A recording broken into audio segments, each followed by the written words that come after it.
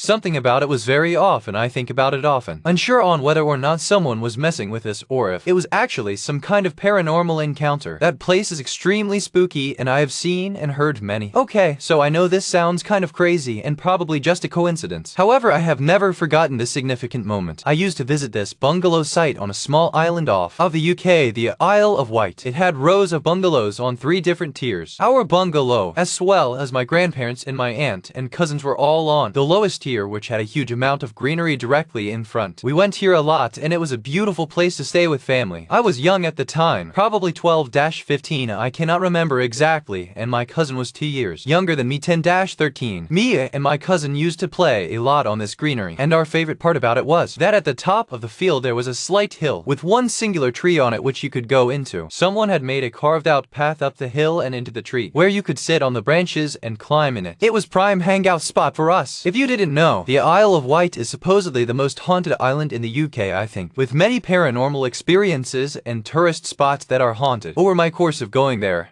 I have experienced a few strange and booky things. However, this one stood out to me the most. Me and my cousin were out on the field during the day, just playing and running around as kids like usual. We decided to go into the tree. I remember this all very clearly. We ran across the greenery up to the hill where we started making our way up. It was very steep, so yeah, I'd have to cling onto grass to get up, and it took some time to get up without falling back down. I was in front and my cousin was behind, and we were about halfway up the steep hill to the tree when we heard a voice. This voice did not sound human at all. It sounded like when you plug your nose and speak. That nasally muffled kind of noise. It very clearly said hi. This could have been someone behind the tree or in the tree. However, you could very clearly see behind and inside the tree as its leaves were thin and did not cover much at all, and there was absolutely nobody there. We turned around and ran back down the hilly greenery to safety, where we quickly told our parents as we were just kids, and obviously they did not believe us at all. I tried recreating the voice on my voice recording app to try and bring some sense to the experience, but it just did not match the cold,